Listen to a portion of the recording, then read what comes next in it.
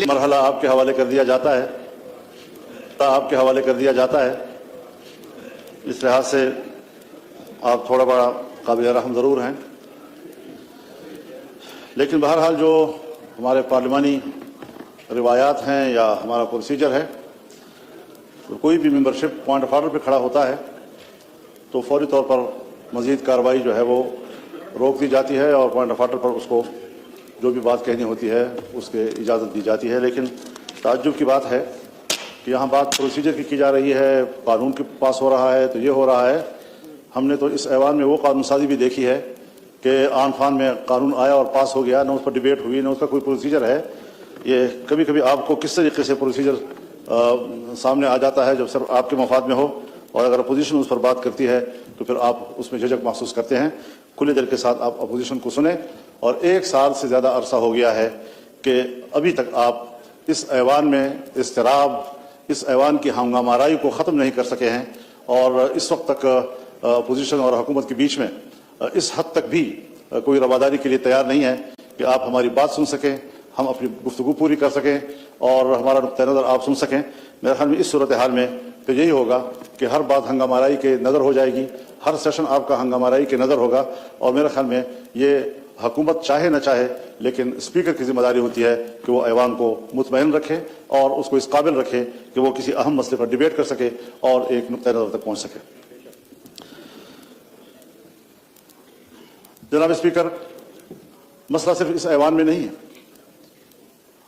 پورا ملک اس وقت پریشانی اور اضطراب میں مبتلا ہے۔ عام آدمی کے پاس نہ تو روزگار ہے اور نہ ہی جان و مال کا تحفظ۔ یہاں پر محکموں کے محکمے ملیامیٹ کیے جا رہے ہیں، ادارے ملیامیٹ کیے جا رہے ہیں، اور وہاں پر ہزاروں لاکھوں بے روزگار ہوتے جا رہے ہیں۔ اس کا فکر کس نے کرنا ہے؟ ظاہر ہے کہ پارلیمنٹ اس کے بارے میں سوچنا ہے۔ اگر گورنمنٹ کوئی غلط فیصلہ کرتی ہے، عوام کے مفاد کے خلاف فیصلہ کرتی ہے، ملک کی اکانومی پر اس کے منفی اثرات مرتب ہوتے ہیں، تو ایک پارلیمانی فورم ہے کہ جہاں اس کو ڈیبیٹ میں لایا جاتا ہے اور اس پر بات کی جاتی ہے کہ حکومت کا یہ اقدام صحیح ہے یا غلط ہے۔ اور اگر اپوزیشن ایک صحیح تجویز دیتی ہے تو حکومت فراخ دلی سے اس کو قبول کرتی ہے۔ یہاں تو جہاں اپوزیشن کو کہیں پر ضد اور ہٹ دھرمی کا مظاہرہ کرنا چاہیے، 1 سال سے میں دیکھ رہا ہوں کہ حکومت کی سائڈ سے بڑی ضد اور ہٹ دھرمی کا مظاہرہ ہو رہا ہے۔ جناب اسپیکر، میں یہاں پہلے بھی یہ بات کہہ چکا ہوں اور آج دوبارہ اس کی طرف جانا چاہوں گا، کیونکہ مسئلہ ملک کی سالمیت کا ہے۔ ملک کی سالمیت کے حوالے سے کم از کم میرے مشاہدات یہ ہیں کہ ملک کی سالمیت کے حوالے سے پالیسی ایوانوں میں نہیں بنائی جا رہی، حکومتی حلقوں میں نہیں بنائی جا رہی، بلکہ بند کمروں کے اندر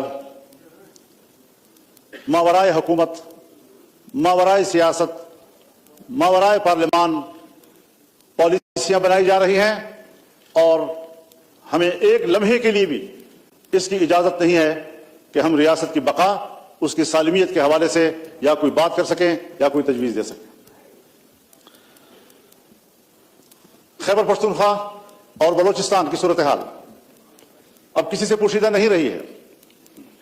ہم ان کے خلاف لڑ رہے ہیں، مسلح گروہوں کے خلاف جنگ لڑ رہے ہیں۔ جناب اسپیکر، ایوان بیٹھا ہوا ہے، ہم سب پاکستانی ہیں، ہمارا امن ایک ہے، ہماری معیشت ایک ہے، ہماری عزت و آبرو ایک ہے، ہمارے مشترکات ہیں، قدریں ہیں، اور اس حوالے سے ہمیں اس بات کا ادراک ہونا چاہیے کہ اس وقت 2 صوبوں میں حکومت کا کوئی رٹ موجود نہیں ہے۔ اور اگر میں آج وزیر اعظم سے یہاں ہوتے اور ان کے خدمت پہ بصد احترام یہ عرض کرتا کہ قبائلی علاقوں میں کیا ہو رہا ہے، اس کے ساتھ متصل اضلاع میں کیا ہو رہا ہے، بلوچستان میں کیا ہو رہا ہے، تو شاید وہ یہی کہتے کہ مجھے اس کا کوئی علم نہیں ہے۔ اگر میرا حکمران جس حیثیت میں بھی ہے، ملکی معاملات کے بارے میں اتنا بے خبر ہے، اور مجھے یاد ہے ایک زمانے میں ہم نے مل کر کام کیا ہے. افغانستان ہمارے جرگے جاتے تھے اور میں نے جب ان سے پوچھا تو ان کو کوئی علم نہیں تھا. کون فیصلے کرتا ہے؟ کہاں فیصلے کیے جاتے ہیں؟ ذمہ دار تو کل پاکستان ہوگا. ذمہ دار تو کوئی سویلین اتھارٹی اس وقت موجود نہیں ہے, کوئی نظریاتی سیاست موجود نہیں ہے. مکمل طور پر پاکستان میں خاص اسٹیبلشمنٹ وہ بند کمروں میں اور اپنے محلات میں جو چاہے فیصلہ کرتے ہیں اور حکومت کو ان کے فیصلوں پر انگوٹھا لگانا پڑتا ہے. ہمیں کچھ یہاں سے نکلنا ہوگا یا نہیں نکلنا ہوگا؟ انہی دبیز پردوں کے پیچھے ہم نے سیاست کرنی ہوگی, ہم نے ملک کو چلانا ہوگا. جناب اسپیکر, میرے علاقے میں ایسے ایریاز ہیں جس کو فوج نے بھی خالی کر دیا ہے. پولیس تو خالی کر چکی تھی. بتا دوں آپ کو, ایوان کو بتانا چاہتا ہوں, وہ علاقے کہ جو پولیس تو خالی کر چکی تھی لیکن فوج بھی خالی کر چکی ہے, اور جہاں پر جنگ ہو اور پولیس بھی نہ ہو اور فوج بھی نہ ہو تو وہ ایریا کس کے قبضے میں ہوگا اور وہاں کس کا ریٹ ہوگا؟ اور دل پہ ہاتھ رکھ کر مجھے کہنا پڑتا ہے, انتہائی درد دل کے ساتھ کہنا پڑتا ہے کہ اس وقت بلوچستان کے 5 سے 7 اضلاع اس پوزیشن میں ہیں کہ اگر وہ آزادی کا اعلان کر دیں تو اگلے دن اقوام متحدہ میں ان کی درخواست کو قبول کر لیا جائے گا اور پاکستان کو تقسیم تصور کیا جائے گا. کہاں کھڑے ہیں ہم لوگ؟ میری گفتگو کو جذباتی گفتگو نہ سمجھا جائے. میں جذباتی باتیں نہیں کیا کرتا, لیکن حقائق تک پہنچنے کے لیے پارلیمنٹ کو بھی پہنچنا ہوگا اور حکومت کو بھی پہنچنا ہوگا. اس وقت جب ہمارا ایوان یہاں بیٹھا ہے, صوبہ خیبر پختونخوا کے جنوبی اضلاع, اس وقت وہاں کوئی حکومت نہیں ہے, وہاں کوئی پولیس نہیں ہے. پولیس چوکیاں اندر سے کنڈے لگا کر بند کر دی گئی ہیں اور پولیس عملہ اس میں محصور ہے, اور سڑکیں اور علاقے اور گلیاں یہ مسلح قوتوں کے ہاتھ میں ہے. کب سوچیں گے ہم ملک کے لیے؟ کب سوچیں گے ہم اس بات کے لیے کہ اس ملک کی بقا کا بھی کوئی سوال ہے؟ آج اگر کوئی بقا کا سوال پیدا کرتا ہے, اس پر چیخو پکار کرتا ہے, برا منایا جاتا ہے.